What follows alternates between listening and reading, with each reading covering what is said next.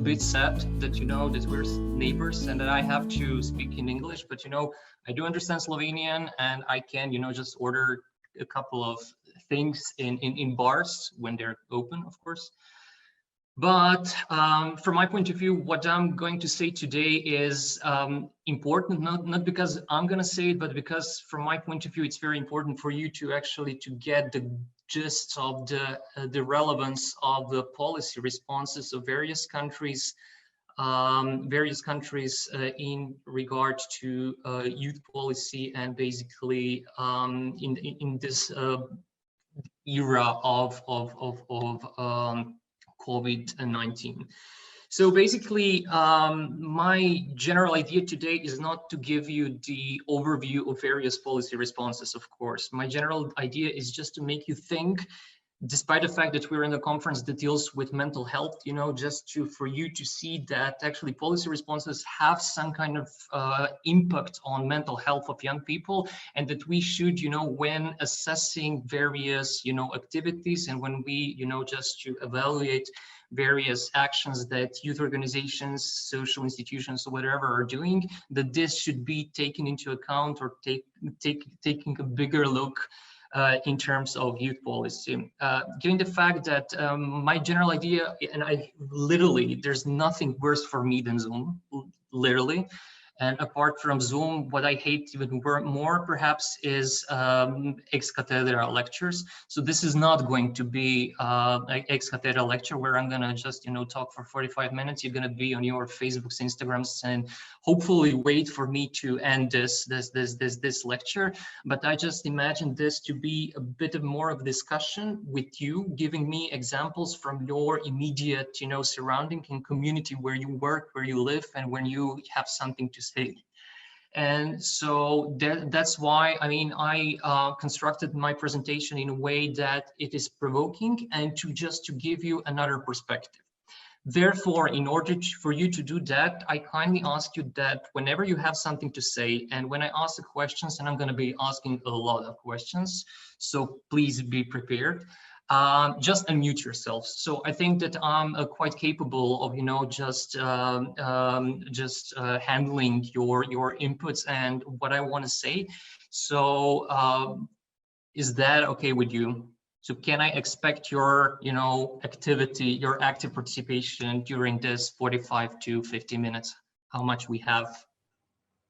Yes. Yes. Okay, great. Thank you. So basically, my first question for all of you is, do you think, so most of you are coming from Slovenia, right? Yes. Yes, you are. Do you think that the Slovenian state actually responded well in terms of COVID-19 pandemics when it comes to young people? No. Why?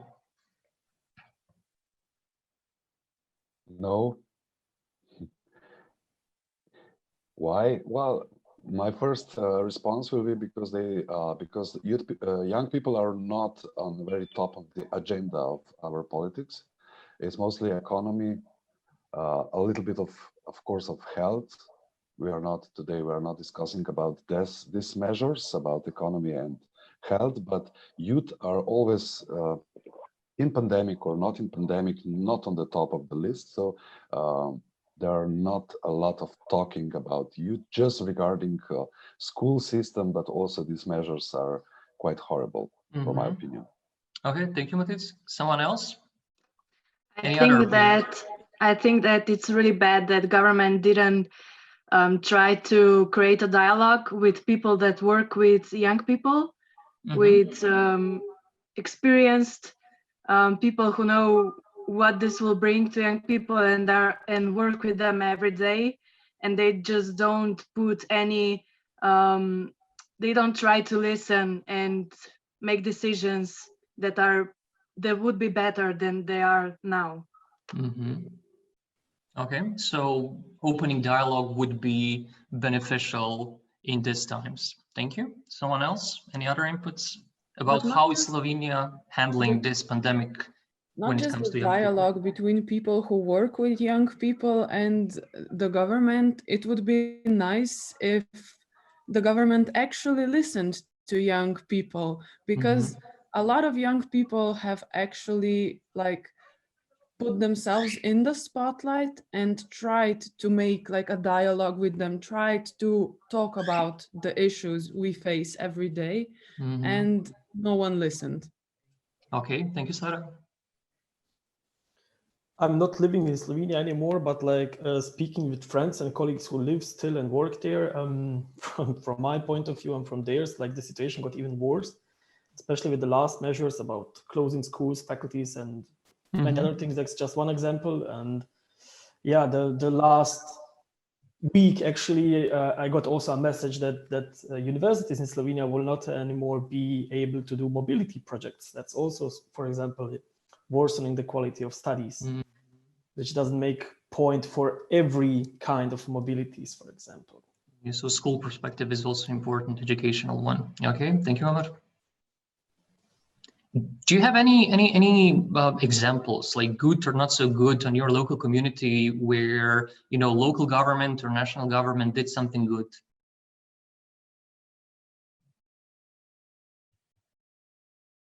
Wow. Well, I can say that the municipality of Ljubljana has some spotlight on the, let's say, mental health problem with youth, regarding, I mean, at least broadcasting helplines, or also us in Young Dragons, we have a special person who is just in job to be a counselor for young people in crisis, and they're a little bit encouraging this ways how to find good information to if you need any help regarding mental health. But this is just, I can say, just for the Ljubljana. I cannot speak for the rest of our country. Okay. Any other good examples? Positive things? One example from Slovenske Konjice, where I moved last year, and it's that the local school opened the big gym in the school and divided in 3 parts, and then we are all invited, not just youngsters, to go there. They have schedule, and you can apply on Facebook, and you can do whatever you want in this your part of the gym. And it's mostly it's invitation for the people who live in the same household, for the families, or for the people who just live close, and they don't really, it's not like in this way that mostly that it's prohibitions, but here is invitation and open space, and not just we are afraid and everything is closed, but look, we have this and it's for free, and we do this, and it's working. It's really great to scream there or to play whatever you want, but you have to bring your own requisites for the sport. That's it. Thank you, Anna. Anyone else want to share something? Okay, if nothing, then my next question is, why am I asking you this question? Why am I expecting that the state and all the, you know, levels of the state, whether local, regional, or national, why do they have to react? Why do we expect them to react, to do something?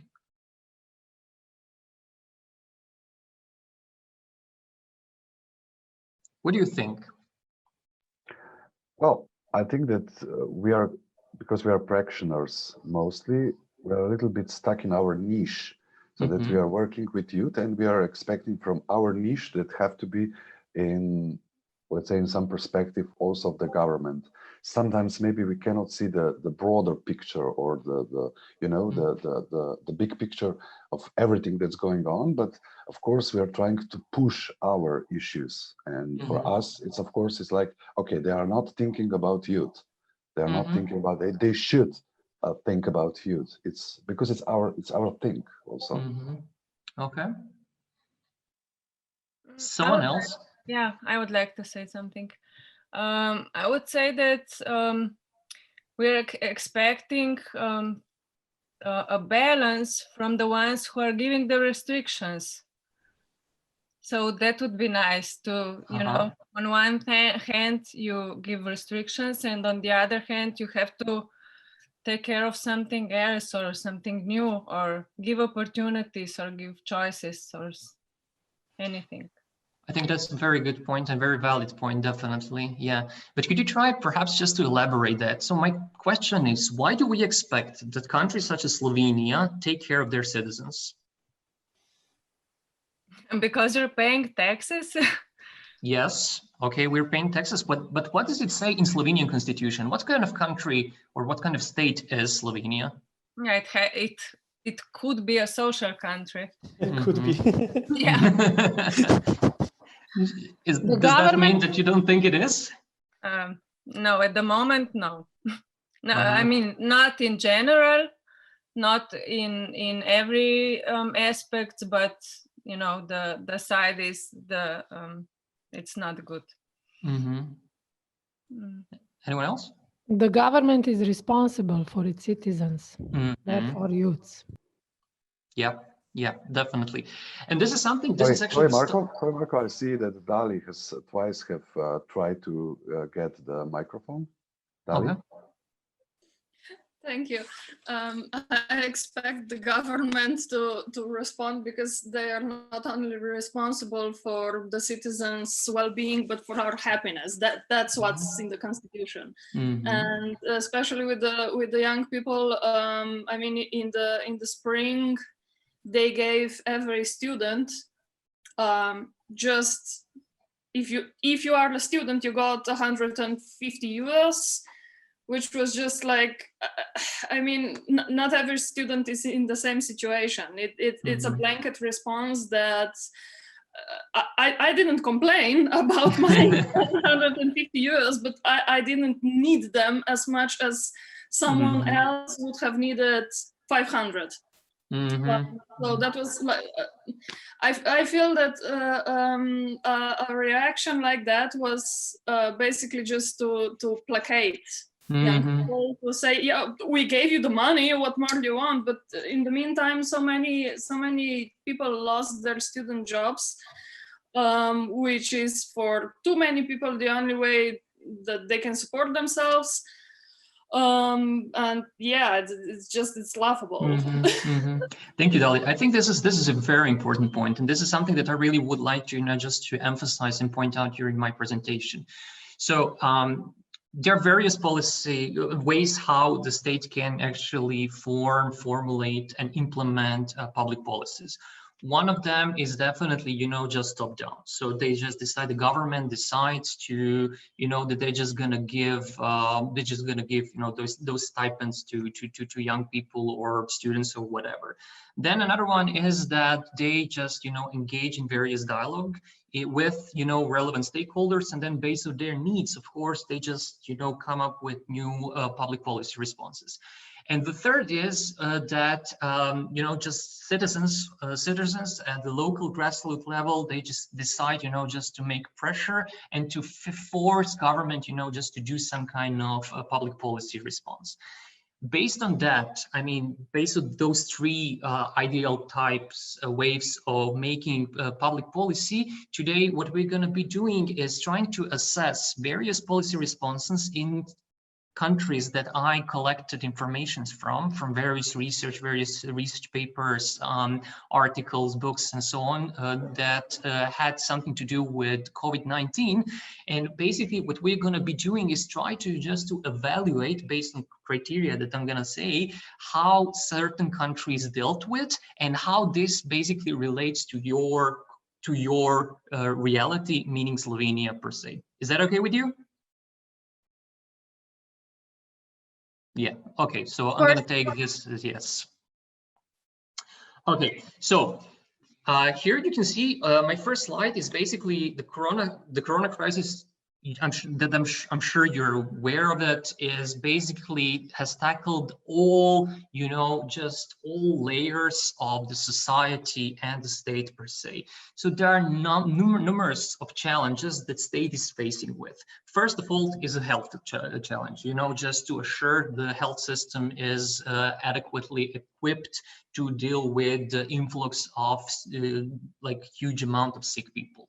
Then there is the epidemiological challenge, meaning that they have to, you know, just to decrease the virulency of the virus, meaning basically that they have to find a way of how to actually mitigate between various aspects. I mean, I don't have to talk much about the economic challenges, because if you open any kind of newspaper, if you turn off the TV, this is going to be, you know, just on a spotlight. They're just talking all the time about entrepreneurs, which is important. Entrepreneurship is important. They're talking about how the market is going to react on Corona crisis. They're gonna, the politicians are talking about, you know, the European Union is going to give us tons of money so we can, you know, to some extent alleviate all the economical burdens that we're facing in the midst of this Corona crisis. So this economic aspect is quite well known. Then also, I mean, there is a political challenge that the state is facing with, political in a way that it's quite difficult, you know, to make decisions that would A, solve all the problems, and B, make the society as a whole happy. And keep in mind that, I mean, Slovenian government is, I wouldn't say homogeneous. I would say that it's not only Slovenian, but most of the governments basically are not consisted out of one party, but, you know, it's a coalition. Therefore, various interests have to be met. So it's also this Corona crisis amplified or echoed actually political differences that governments are facing with. In addition to this, there's always, you know, especially in post-socialist countries, the problem with administrative capacities of the state, whether all the measures that, you know, the state or the government decision makers come up with will be, and how they will be implemented, and whether we do have administrative capacities, you know, just to solve all the problems that need to be solved.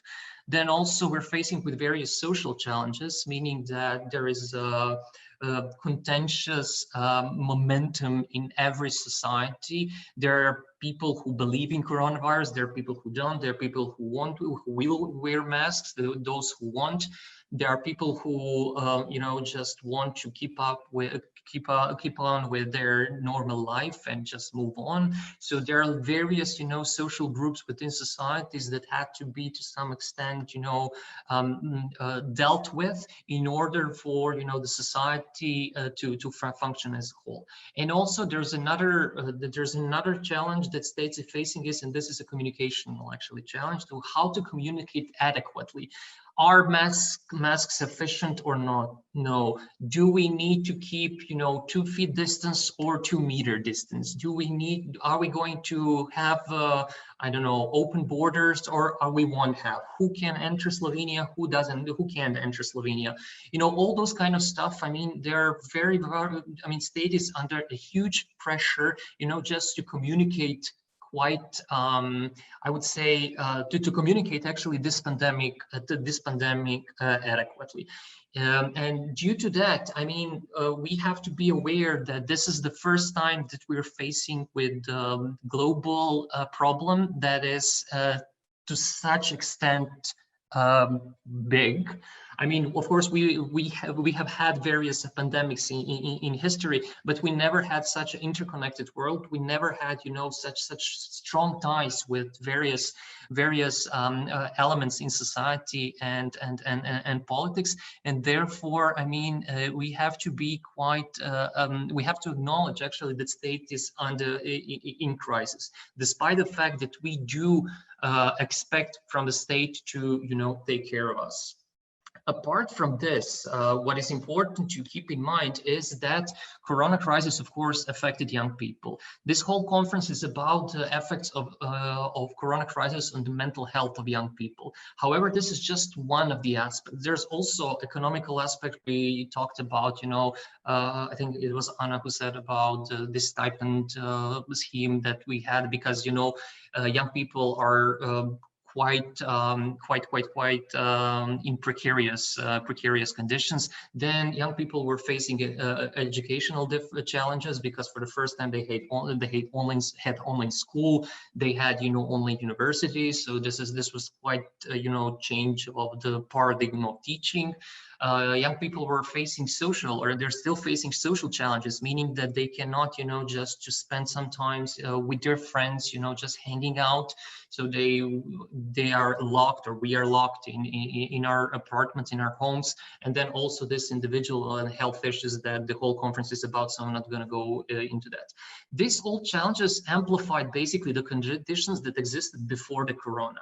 Because if you take a look at various research, and here I just put the OECD research, before corona, there was a less income at the disposal of young people in compared to previous generation, meaning basically that this generation of young people is much poorer than the generation of our parents, for instance. Then young people were, before the corona crisis, 2.5 times more likely to be unemployed than the people aged 25 to 64.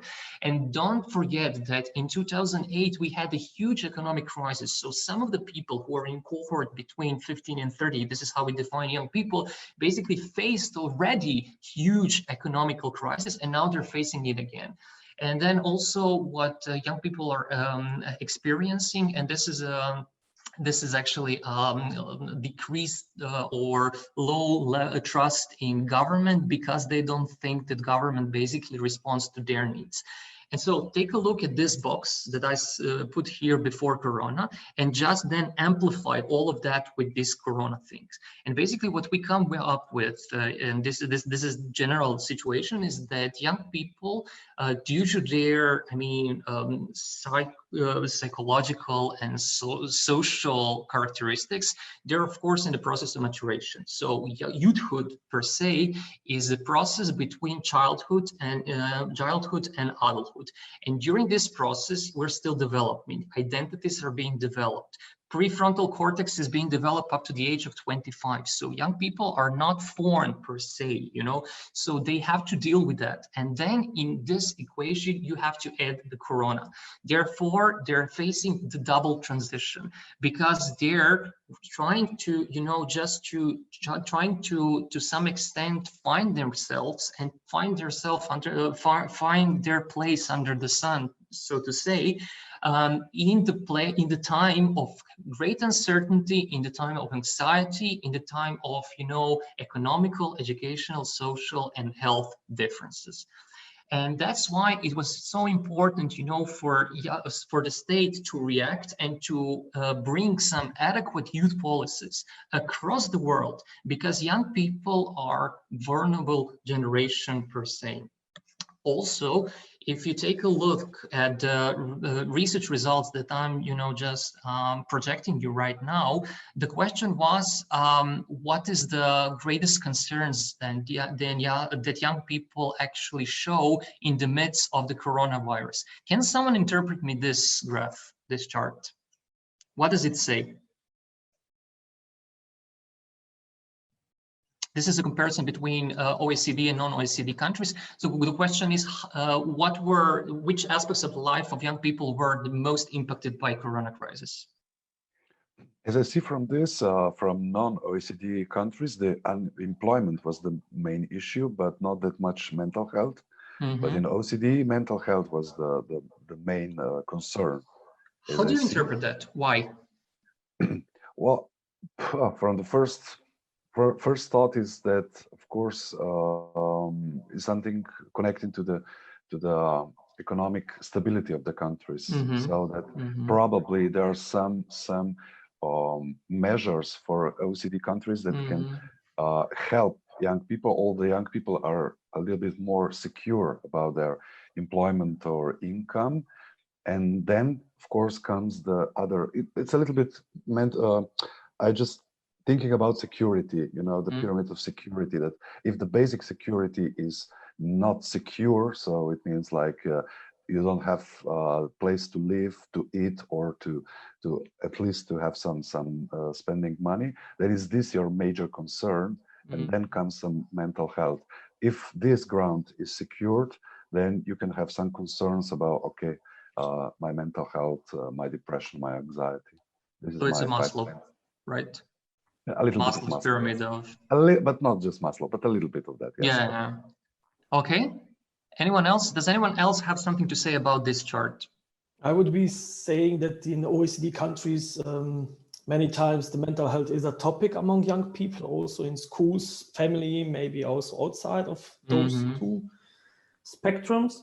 But like non-OECD countries, I would think that also people don't have so much trust in their governments, and they know if I lose my job, I'm losing complete grounds, and then like they totally forget maybe the mental health. That's how I see it. Yeah. Okay, thank you. Yeah. Any other ideas? Someone wants to share something? Yeah, I would like to say something that for me also, like Amar said, losing job is also part of mental health. You know, it's like, for me, it's like this crossing those two pillars, because it's not, you're not thinking about mental health, but mental health or disease is happening to you.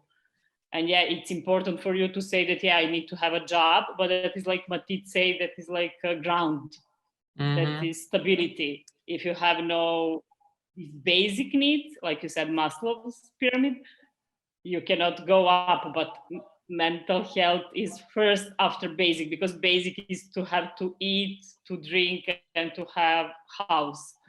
So for me, it's really interconnected, and it's maybe not pointed out in these graphics, but yeah, losing job and being unemployed is really strongly connected with mental health. So someone was saying at the beginning that about the restrictions and the responsibilities of the state. Take a look at this. I don't know, what do you see this, my cursor right now, what I'm doing? Yeah, this limitation of individual freedoms. What do you think about that? So there is a like total and OECD and non-OECD, they're pretty much the same. So around 30%, so 1/3 of young people are concerned, or they believe that COVID measures have actually to some extent limited their individual freedom. What do you say about this? Do you think that's the situation, for instance, in Slovenia? Yes. I'm a little bit surprised that this is so low, but I see it connected to the, let's say, overall awareness of the politics. I think this is very much concerned with the politics. Where in Slovenia we have a lot of, let's say, in some parts, some speaking about this, that the government is really using this situation for some political measures that are non-democratic, or they're a little bit in a point of proto-fascism, or some, let's say, at least some very right-wing situation. And but the public usually, I mean, usually the dialogue about the politics is quite hard with my generation as well, or with generation of youth, because they're like, okay, this is not none of my business. So about freedom or freedoms or security in this part is usually quite hard to have some speech, because I don't care about it. This is not my thing. This is something in the parliament or whatever. But I don't know if you know what was happening in Serbia during the pandemic, and then after, because at the beginning we had this really strict lockdown, and we had like 3 days in a row from Friday to Monday sitting at home without any chance to go out, because you need to pay a lot of money if you are out.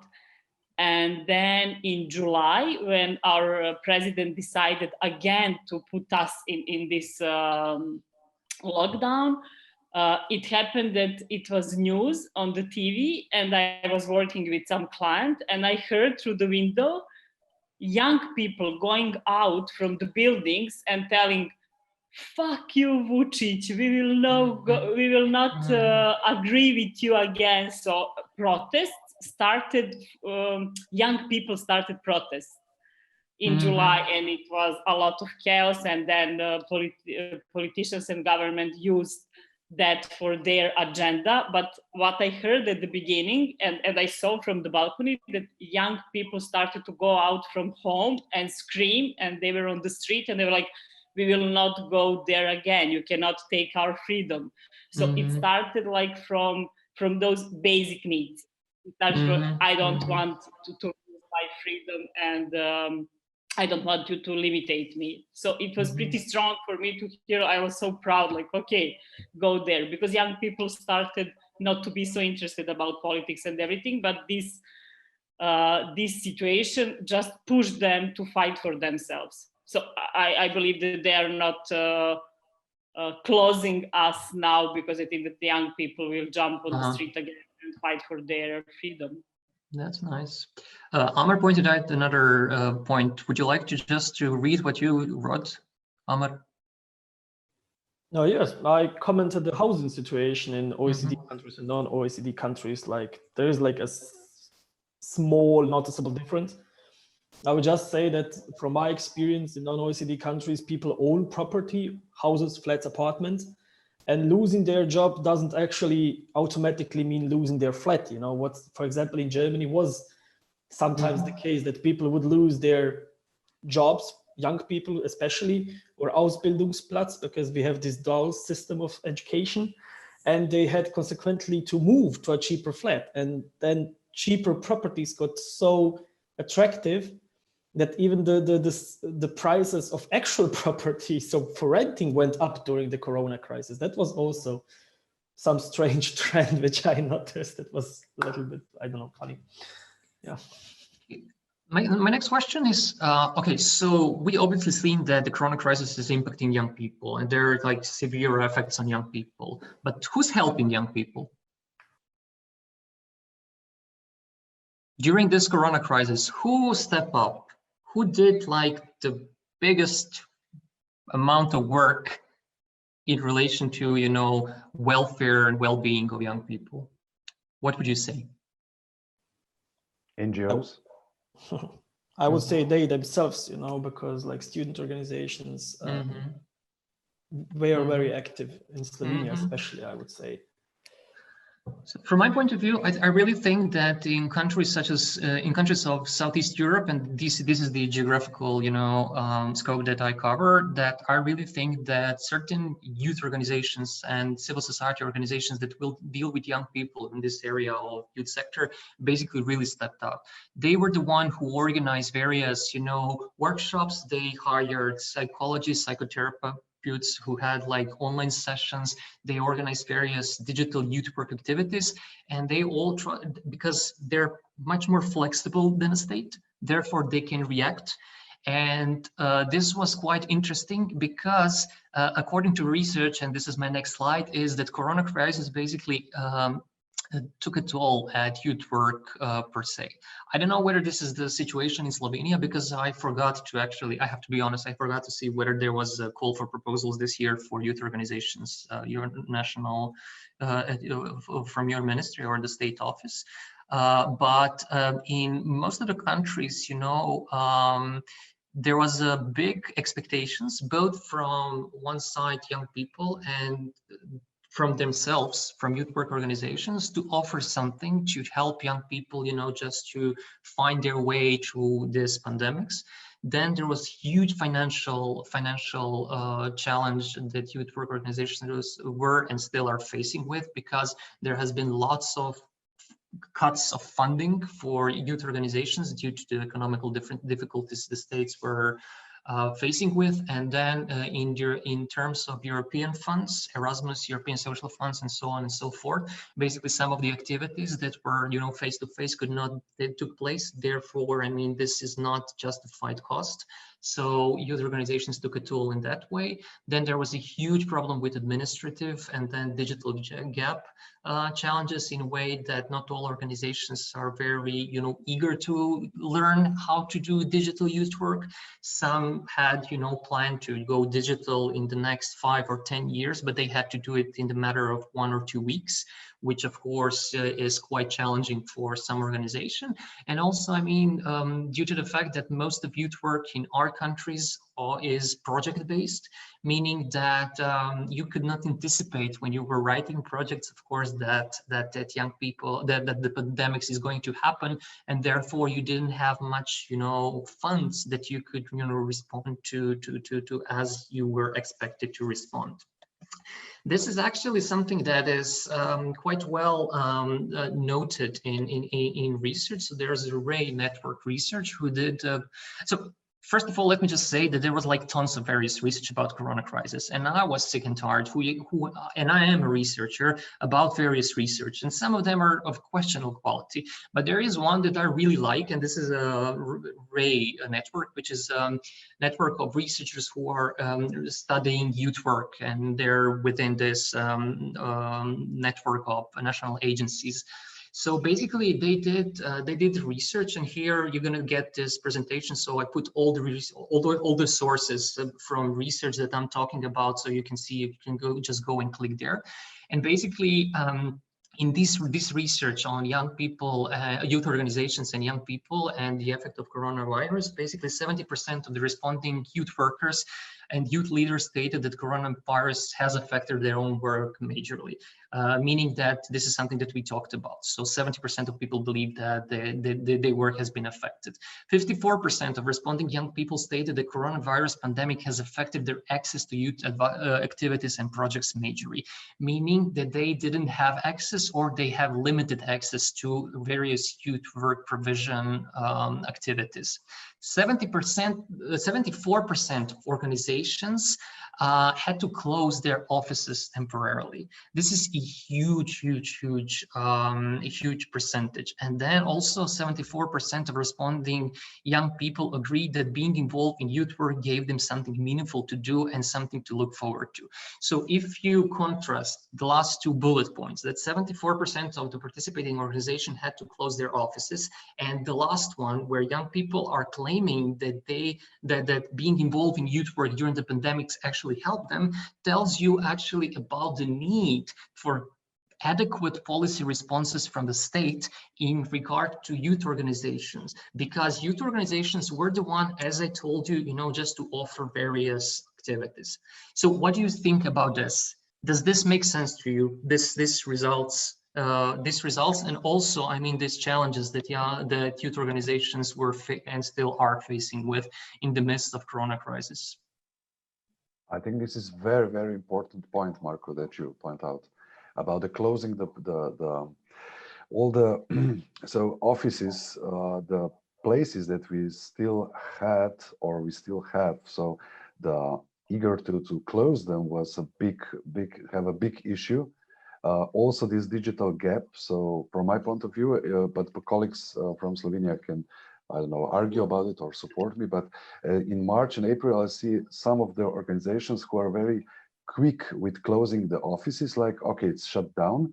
And some of them like, let's stay open till it's possible. But at the moment, we are impossible to be open. But where I sit at the moment, very close, 10 meters from this is shop who is open, of course, with food. And there is a lot of people, but the young people cannot come personally to the place. But we all know that this is very important. The digital is just a digital youth work, and some of them really jump on this train, and some of them were not capable to jump on this train. It makes a huge gap. Like sometimes we really discuss about the people we cannot get through digital work. Where are they? Because we just completely lost the context with them. Thank you. Anyone else want to comment on this? Do you know any organizations that closed down due to the Corona crisis? Like completely, they have to shut down, or just or temporarily, or whatever? All of them. Yeah. What, really?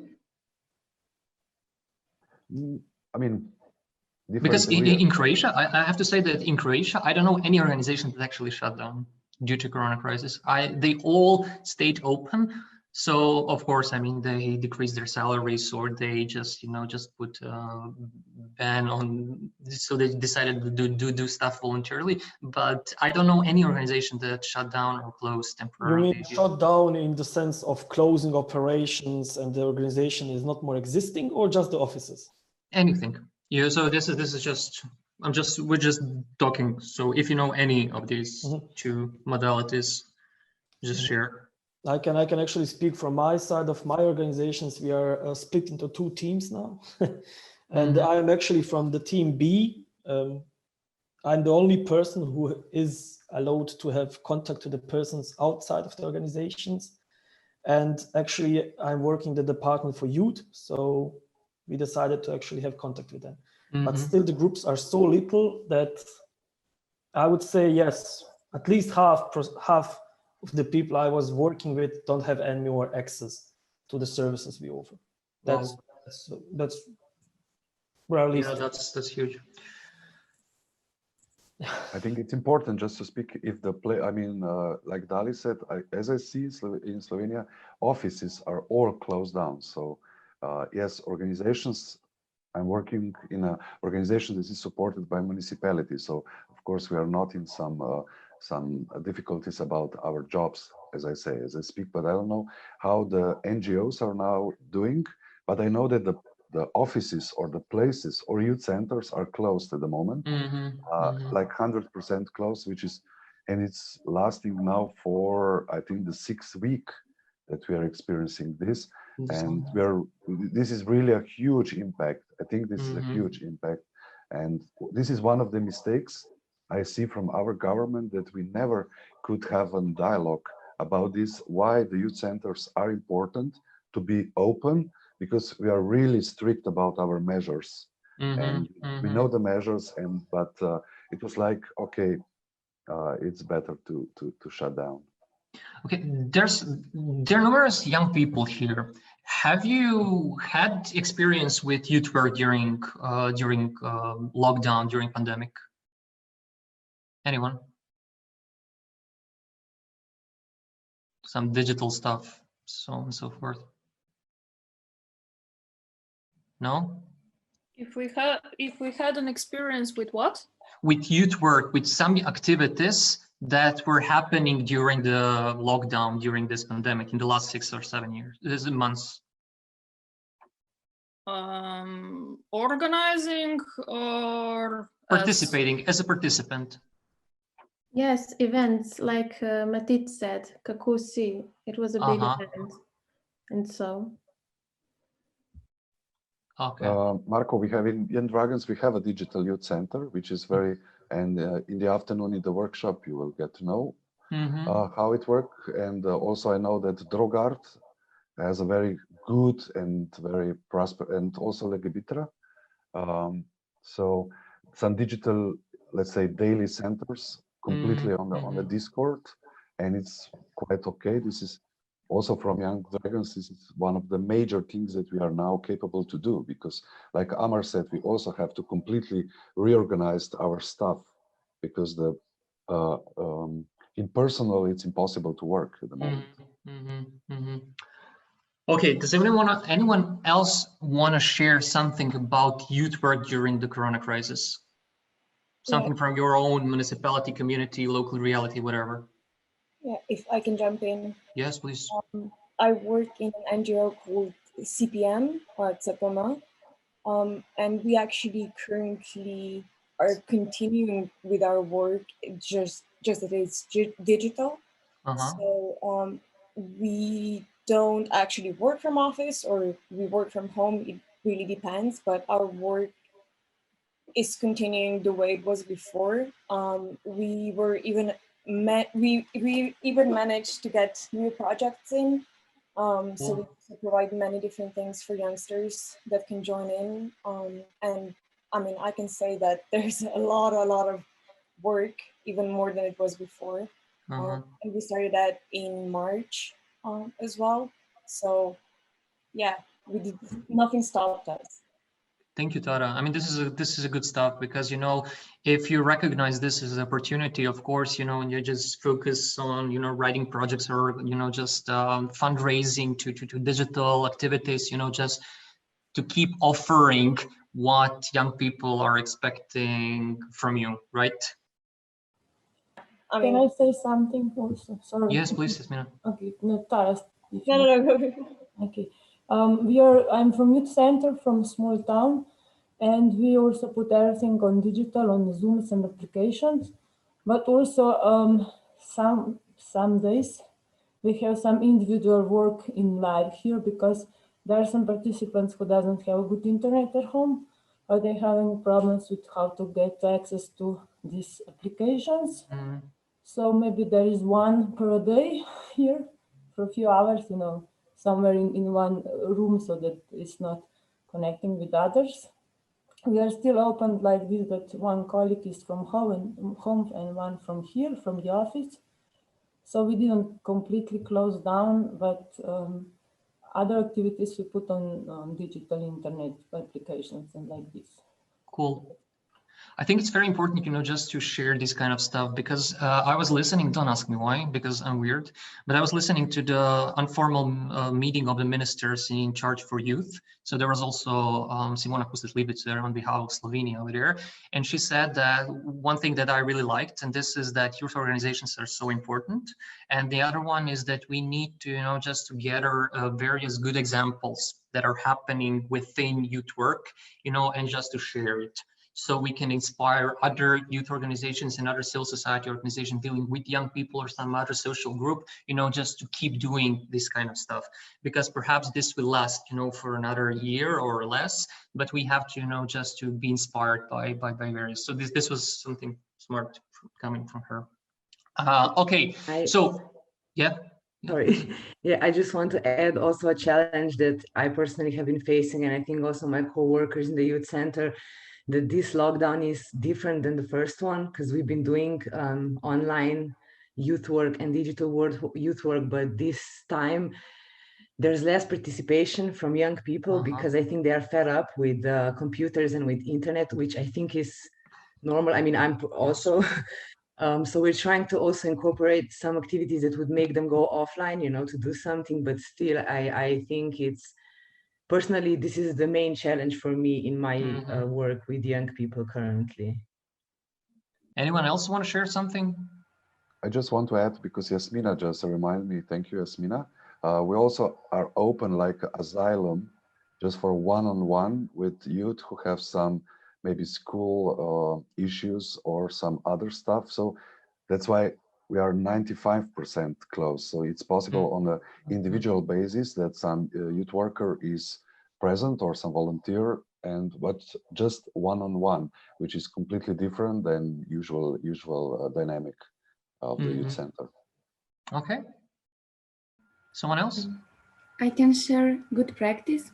We also have, because also we noticed that they are fed up with the internet, and we provide workshops. We give them materials because the shops for the materials are closed, and we give them materials and then we can work from Zoom. So they work at home. The workshop, like creative or practical or some language workshop or cooking, they like the most. And also this is an opportunity to come closer to whole families, not just the youth or children. This is an awesome approach, Cornelia. Thank you for sharing this. Okay, so can we move on? Yeah, because I have like 8 more minutes and I have so much stuff to do. Sorry, but you're so active. Actually, I'm not sorry. I'm glad that you're active because it's much interesting for me and for you, I hope. Okay, so basically, I'm going to skip this because you really don't want to go into the theory of evaluation of public policies, but basically, this is just a methodologically wise. So how I decided in the next 2 slides that I still have, how I decided to put good or not so good practices in terms of what state is doing in youth policy in the midst of Corona crisis. So using all these various criteria in order to assess actually their effectiveness, efficiency, equity, adequacy, liberty, and then of course political, administrative, and technical feasibility. If interesting, of course, there is a source here, so you can just go through and basically afterwards, you can just check this methodology. So what I did is I actually grouped some good examples as policy responses that were relatively I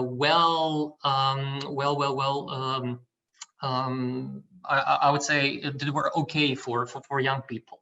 So first, what some countries did is that they decided immediately to update youth strategies, because this is the way how they can translate, this new social reality and health reality and political reality into, concrete activities. So some of the countries, for instance, Finland, of course, which is one of the best when it comes to youth work, at least in the organized sense.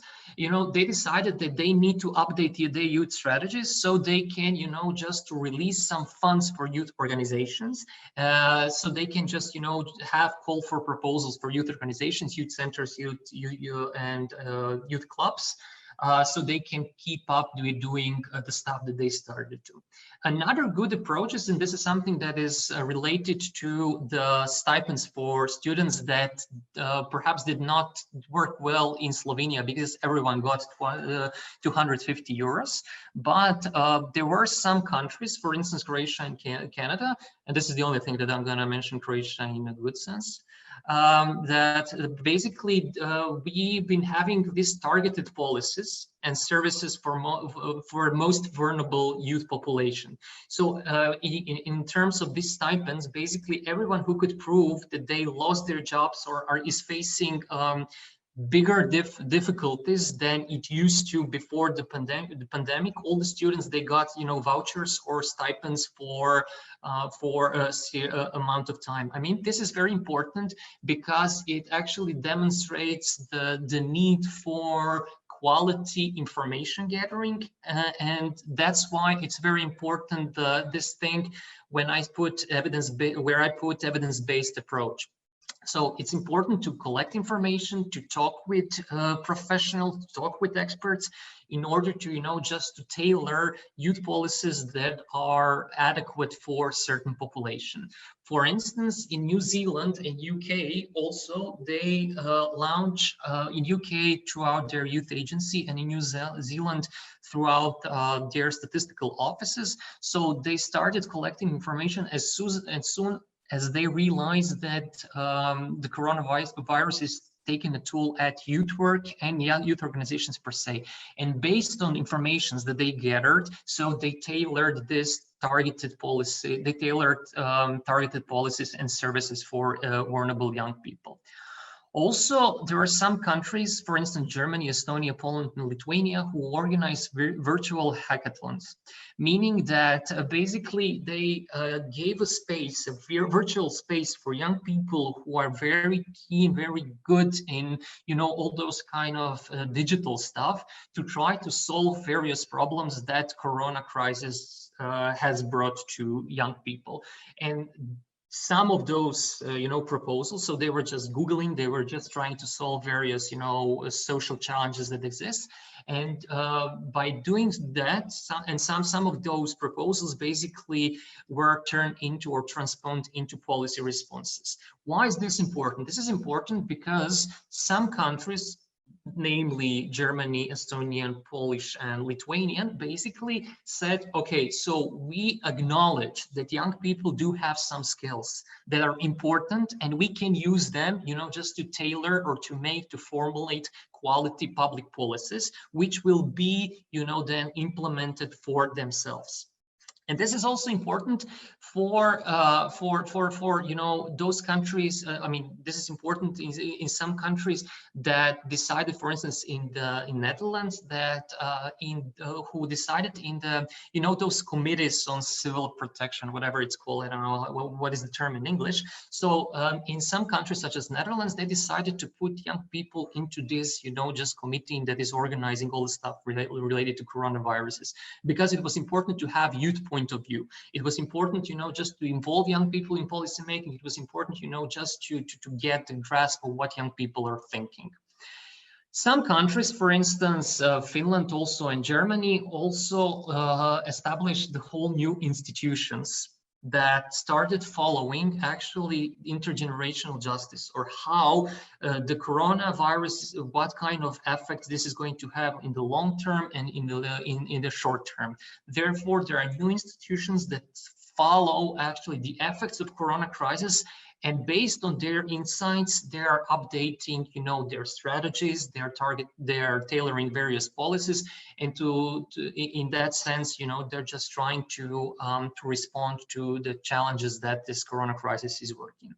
And also there are some countries, for instance, in France, where the government decided to, you know, just to open websites where in order to, with the aim to mobilize youth volunteers and youth workers that can help because young people are the healthiest population. I mean, they still are, and they will be, hopefully. They're the healthiest part of the population, and therefore, you know, government could not solve all the problems with its own institutions. Therefore, they mobilized youth workers, youth workers and volunteers, and young people per se, and they just try to, you know, just try to coordinate various efforts that in order to respond to the challenges the coronavirus has brought to the society.